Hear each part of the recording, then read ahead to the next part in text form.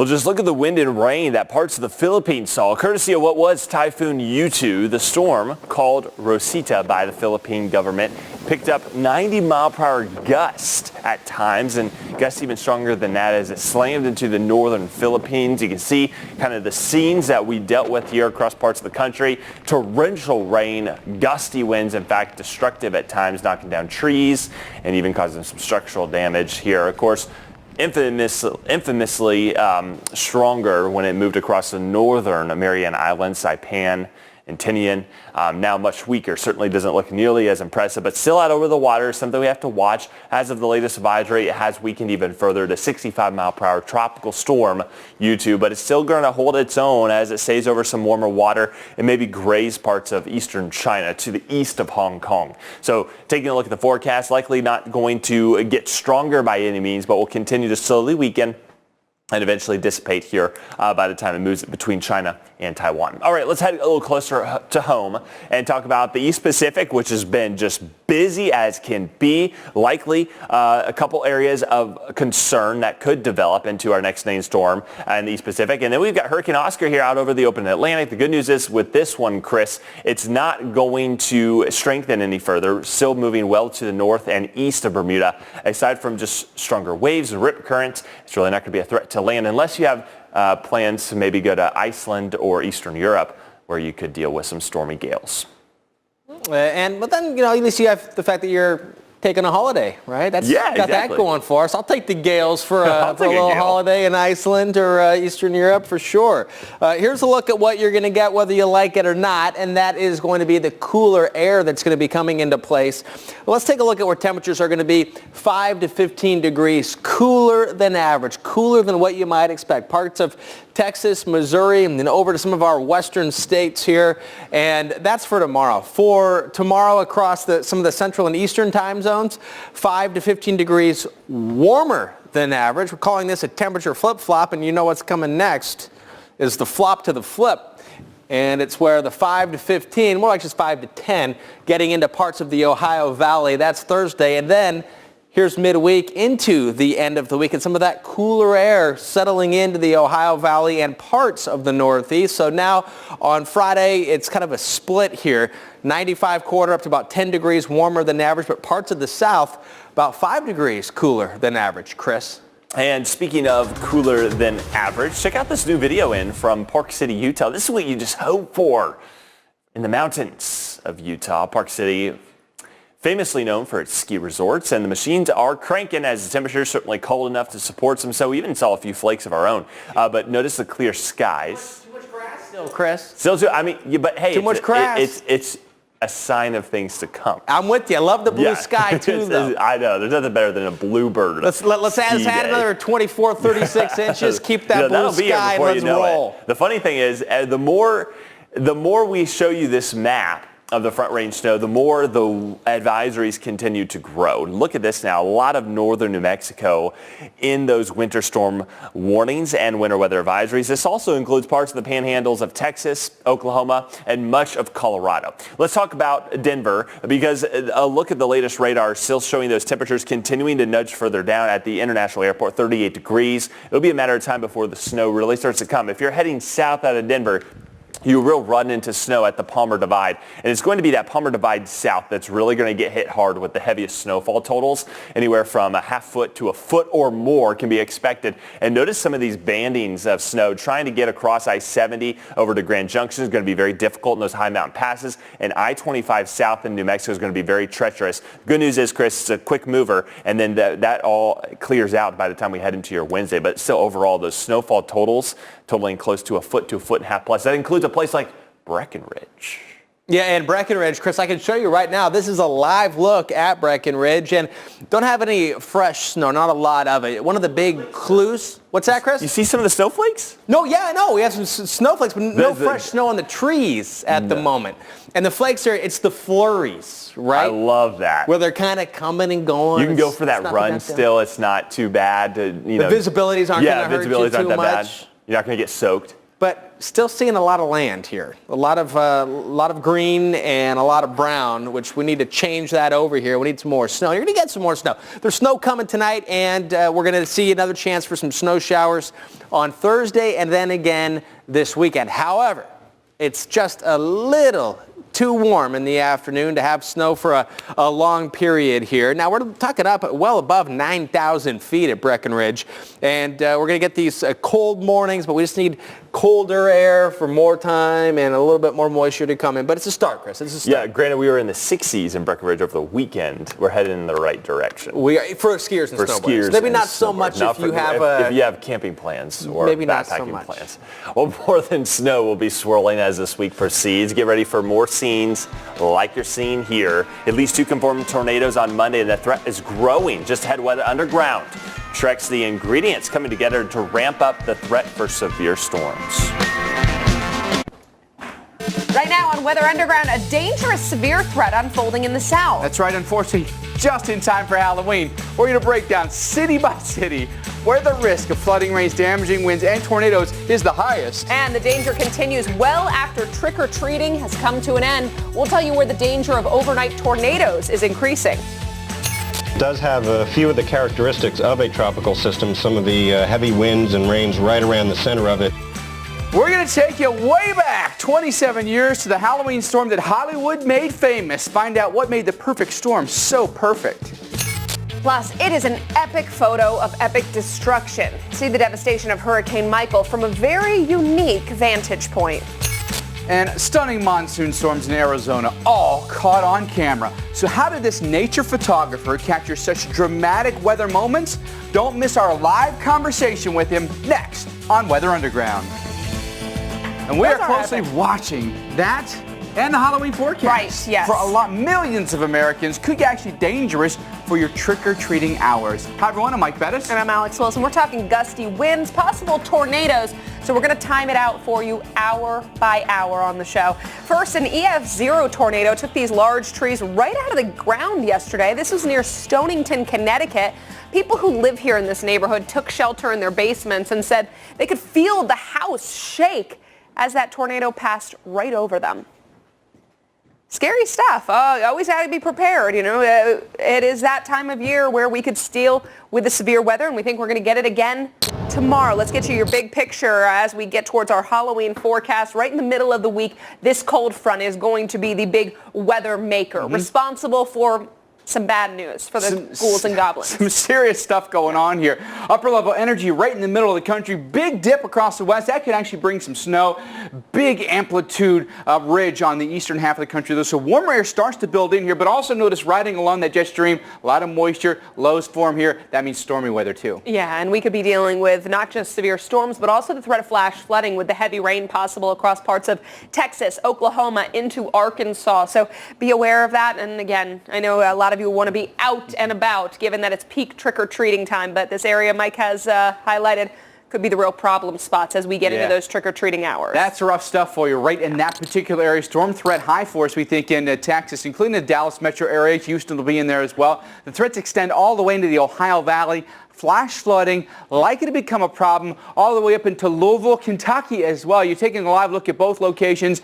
Mix of blue skies and clouds right now, but things get a lot more dangerous for us here over the next 24 hours. Yeah, let's break down that severe threat for our Wednesday. You know, we broke down the overall setup, but again, moisture coming in from the Gulf ahead of our cold front. That front is diving to the south. That area of low pressure focused right over the state of Arkansas. And daytime heating is going to give us enough energy, enough fuel for thunderstorms to develop during those afternoon and evening hours. Also, a low-level jet in place across the area will increase the moisture in the region, and upper-level winds will enhance the lift. So once you get that air to lift or rise, we get cloud development, thunderstorm development, and then, of course, some severe thunderstorm development once you deal with those storms towering well into the atmosphere. Let's break down the severe threat tomorrow. Mike highlighted it for you at the top of the show. It is eastern Texas into parts of Louisiana, far western sections of the state of Mississippi. So right along the Mississippi River, but notice Shreveport to Lake Charles, all the way down to the Gulf, and then a place like Houston under the threat of strong or severe thunderstorms for our Halloween. This is Wednesday, a 3 out of 10 on the Torcon for southeast Texas. That would indicate a 30% chance of a tornado within 50 miles of a place like Houston. So it's not a overly high threat. It's a low threat, but the threat's there, and you've got to keep that in mind, especially on a day when a lot of people are going to be out and about. I think wind will be the biggest threat that we could see from severe thunderstorms tomorrow. But take a look at the future radar. We wake up tomorrow morning, have some scattered rain showers around places like San Antonio and Dallas, heavier rain off to the west, but watch things fill in as we get into Wednesday afternoon and evening. Our line of thunderstorms develops and begins to move eastward. Shreveport, by the time we get to 8 and 9 o'clock. Houston looks like it will be beyond the 10 o'clock hour. So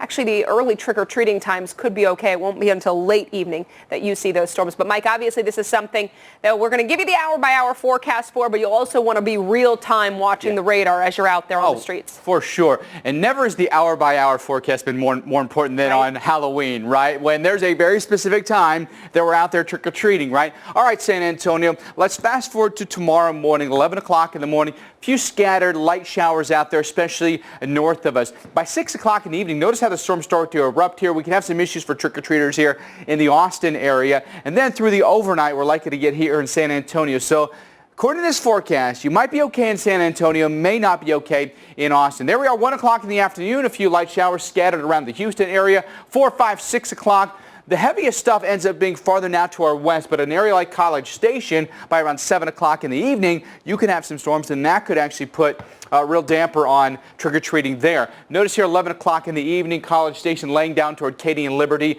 and late night for you in Houston. So trick-or-treating at this point should be okay with the storms coming in hours past that time for sure. There's a look at Texarkana down toward Shreveport as well. 3 o'clock in the afternoon, showers start to develop. 8 o'clock in the evening, storms right over top of us here. Really could cause a mess for you in trick-or-treating land here in Texarkana. So worried about you being able to get out there and be safe. Same for you in Shreveport. The timing is so critical here.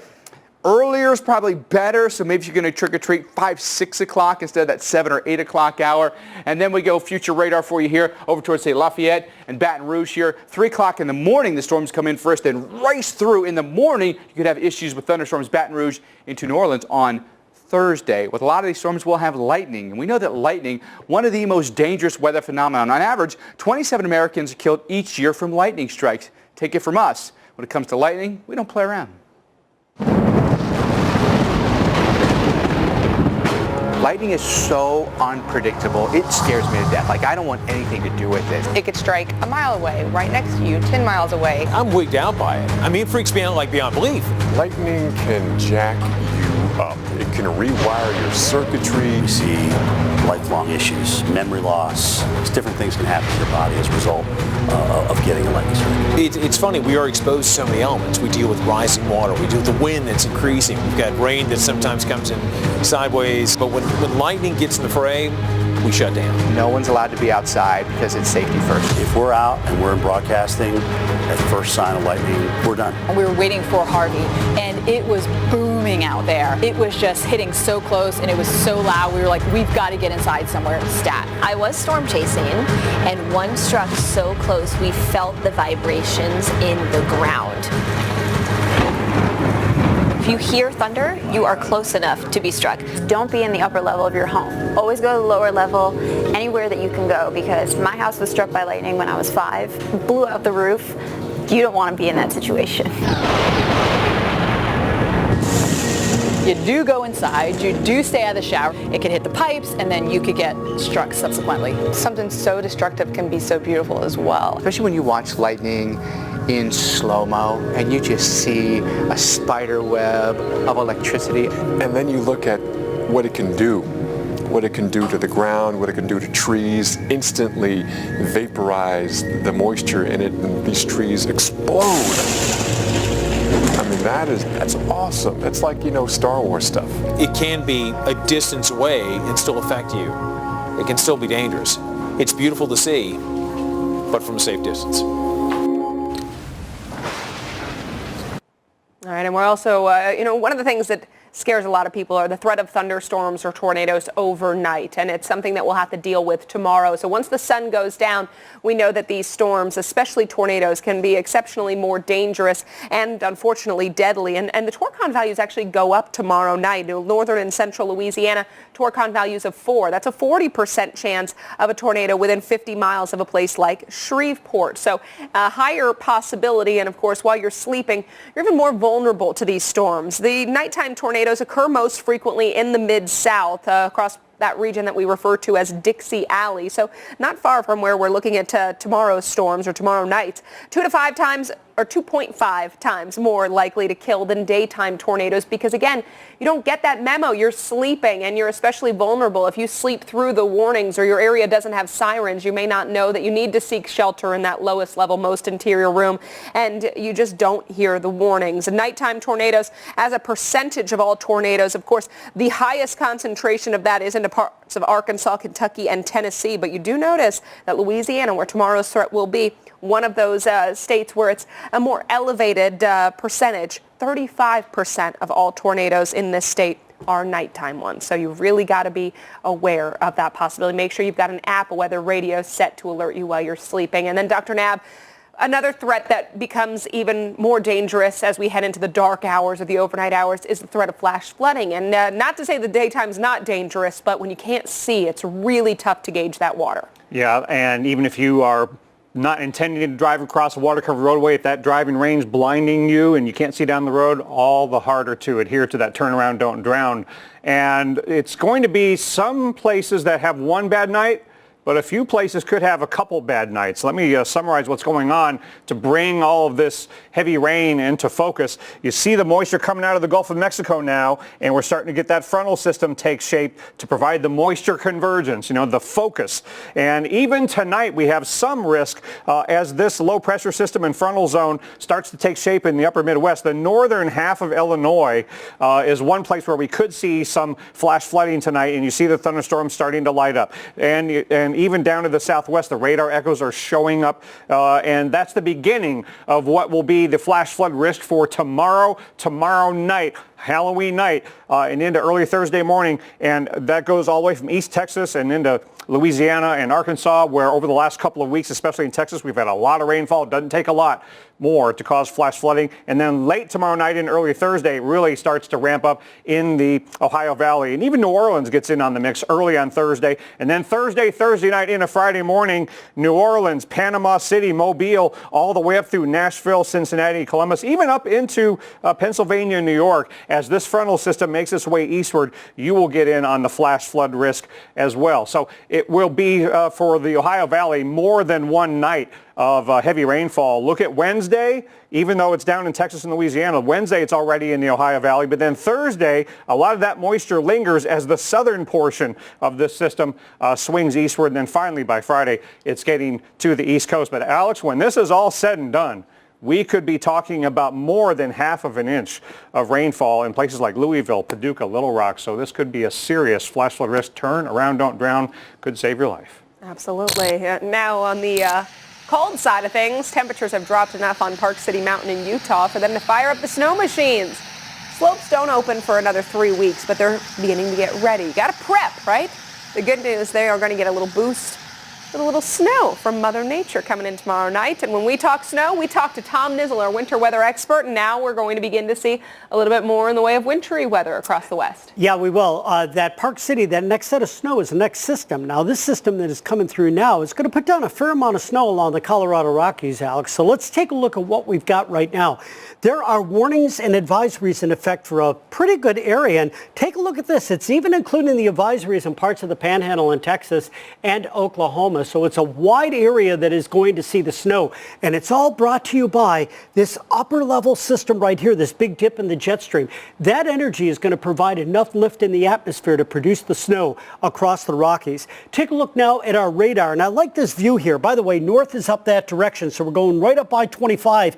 This is the front range right in here. Look at the temperatures down in the valleys, or the elevated valleys, 30s into the 40s. But back in the passes here, 8 to 10,000 feet, temperatures in the mid to upper 20s. That's where the snow is coming down very heavy now. We'll pull back on it and take a look here, and you can see it on the wide scale here.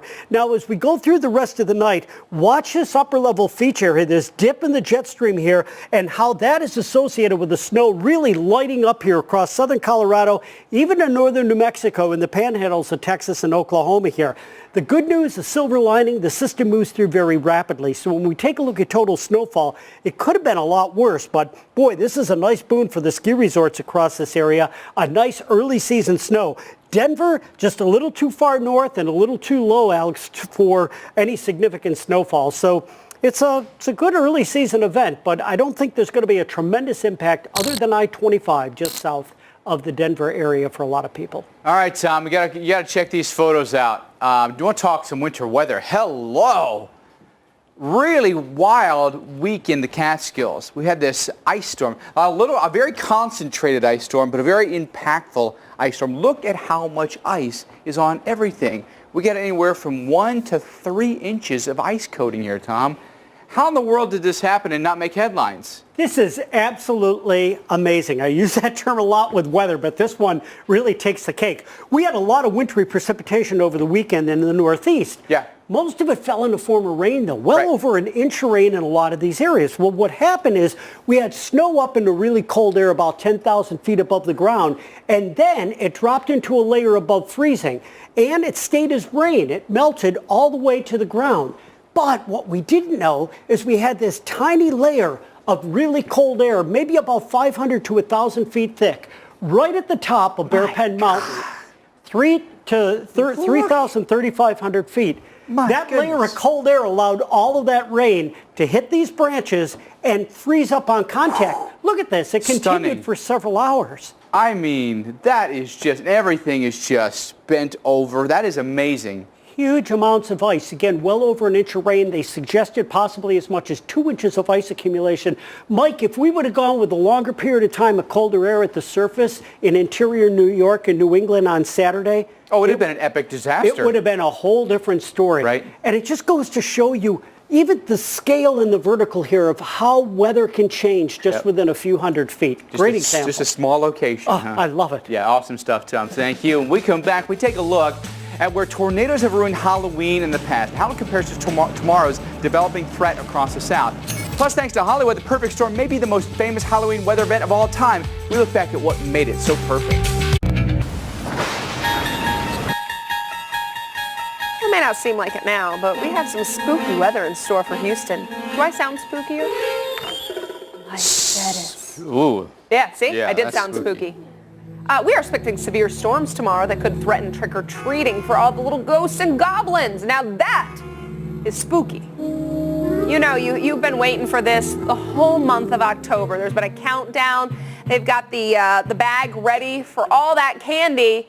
And if there's a possibility they may not be able to get out there, you're going to have some unhappy kids. So we're going to help you work through this forecast so we can get you some time to get out there and collect that candy. This is our area to watch tomorrow for the severe thunderstorm. So eastern Texas into Louisiana, that's our best chance risk area. By Thursday, we continue to watch parts of the Gulf Coast and then also the southeast, especially coastal sections of South and North Carolina, Georgia, North Florida. We'll watch places like Atlanta and Birmingham, but the best chances for the severe weather will be focused farther to the south, a place like Panama City, Florida, also in that threat zone. Past Halloween tornadoes, we look back towards just 3 years ago, 2015, October 31st, we had 19 tornadoes across Texas, Louisiana, and Mississippi, so very close to that area that we're watching. This year, not unheard of, not uncommon to get severe weather in this part of the country this time of year. 2 of those tornadoes were EF2s, 8 EF1s, and 9 EF0 tornadoes. Then back in 2013, another outbreak of 33 tornadoes. One of those was an EF2, 20 EF1s, and 12 EF0s. And Mike, it's not just severe weather hitting at this point in the calendar year either. No, you can talk a lot about winter weather, that's for sure. We are no stranger to blizzards. Here we go, Halloween 1991 in Duluth, Minnesota. It also had an ice storm that came with it, by the way. Do you remember this, by the way? Does anyone remember this? 22 people died in this blizzard. Over 100 people were injured 27 years ago this month. So Tom Nizzle, take us back to what played out. How did we get that bad of weather on Halloween that year? Well, let me stand right here to start because we're going to talk about this part. The Halloween blizzard, tremendous dip in the atmosphere here in energy. A lot of cold air comes into place. This jet stream sends a system right up here that wraps up like a coiled spring, taps the cold air, and produces tremendous snowfall here. By the way, let me back up here because I want to show you the full pattern here. Take a look at the undulation in the jet stream and what was going on out here as well. We'll get to that in a second, but let's show the track of the blizzard That here. trough dips all the way into Mexico. It brought cold air all the way down through Texas here. And as this system lifted northward, it tapped the cold air, number one, and it brought all the moisture out of the Gulf. On its backside, it put down a huge swath of snowfall. But you want to see the snowfall totals. This is really something. Take a look at this. This is across Minnesota here in particular. We had over 2 feet of snow in the dark red area, the dark blues, a foot or more of snowfall, and over in Wisconsin we had ice out of this as well. Wow. Major, major storms. The winds came along with that thing as well. Blizzard. So we had a full-blown blizzard there, winds over 35 miles an hour. It lasted for several hours here, and it really caused a lot of damage. We have a little bit of snow in the forecast this year, but not like that. Nothing like that. And the snow is mainly at higher elevations, of course, in the Rockies. By the way, pay attention because next week we got a similar pattern that sets up. All right, well, I don't know if we're looking forward to that or not, but how about those images? And the thing we think about it a lot is, oh yeah, I'm out there driving my Camaro. You know, my 1991 Camaro in the snow. That's my snow car, too. Yeah. My rear-wheel drive sports car. Yeah. You know, where I put kitty litter and salt in the back. But we think about 1991 for a different storm, too. Absolutely. You know, that's that blizzard roared on the upper Midwest. On the eastern seaboard, we had a pretty wicked storm as well. Don't be intimidated by this monstrosity here. This is what we call the water vapor loop. Shows just that, the amount of moisture in the air. When we put it into motion, we can see the evolution of weather systems. At the beginning of the loop here, right there, that's Hurricane Grace.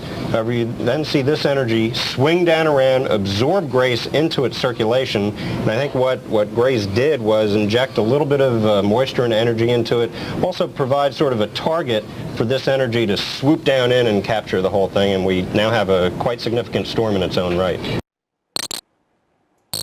That, of course, was our meteorologist, Stu Ostro, who is still here, does not have those glasses. But, Nav, this one was one that was immortalized by Hollywood, too, because it really got the name The Perfect Storm. Yeah, and it had a very unusual evolution, and there were a combination of factors that led to a non-tropical system giving birth to a tropical system after having absorbed another tropical system. Right. Hurricane Grace, as Stu alluded to in that video, was absorbed by this non-tropical system off the east coast of the U.S. In fact, this first 2 days of this track aligns with the first 2 days of the track of Grace. And by the time we got to the 30th of October, the nor'easter that became the perfect storm was a 70-mile-an-hour sustained wind, 972 millibar gigantic low that had absorbed Grace. Then it actually weakened. And so by the time it became a subtropical storm here, it had already done all of its damage on the east coast. But then inside that non-tropical low, we had a Category 1 hurricane form that never got a name, Alex, because it was thought at the time that naming it after all the damage that occurred on the east coast would be confusing. Just an amazing event. I could see how that would have been confusing. Even that, going through that, there were a lot of phases there. There are a lot of things to watch. We've got a lot more to come, by the way, on Weather Underground. Halloween 2018, potentially a dangerous one. We've got the latest timing for severe storms that will affect your trick-or-treaters. When the moon hits your eye like a big pizza pie, that's amore. Nothing to see here, folks. Just business as usual in Venice. Not letting some flooding keep their hungry diners from getting their fix of pizza. Everybody here in this restaurant wearing their tall rubber boots after a day of heavy rain has put several parts of the metro underwater. Water levels in Venice recording record levels. But the show must go on. Like, I've never seen anything like this before. I'll take that seat for one. You see the look of that pizza? Now I see why people are waiting. Oh my gosh, this is hilarious. Pizza looked bomb. Well, yeah, you put on the tall boots. Your seat's not wet. You're fine. Oh my. I guess they're used to it there. See, So do you order a glass of water, or do you just No, you're in Italy. You have wine. You're sitting in flood water. You gotta do what you gotta do, right? That was pretty wild stuff. Hey, tomorrow night might be a good night for pizza stateside with widespread showers and thunderstorms in the forecast, especially if you're the one on the candy handing out duty. Because, the doorbell's ringing and you kind of just hold a piece of pizza. Yep, take two.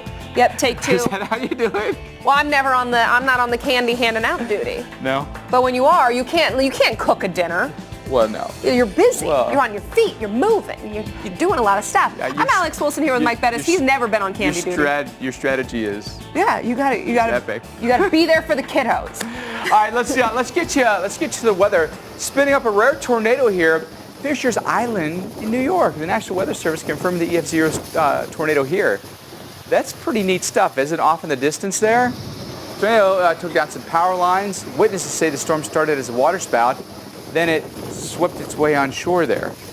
But not every day that we see severe weather and tornadoes in the Northeast. We've seen several of them over the last week. It has been a very action-packed week across the country. We had that tornado warning yesterday in Oregon as well, so literally coast to coast for severe weather this week. Tomorrow it's going to be down around the Gulf Coast that we watch for the best chance of strong or severe thunderstorms. Could produce some tornadoes. The tornado threat is on the lower end. We're talking torcons of 3 to 4, but damaging straight line winds look like they could really pose a big threat and a big problem across the area.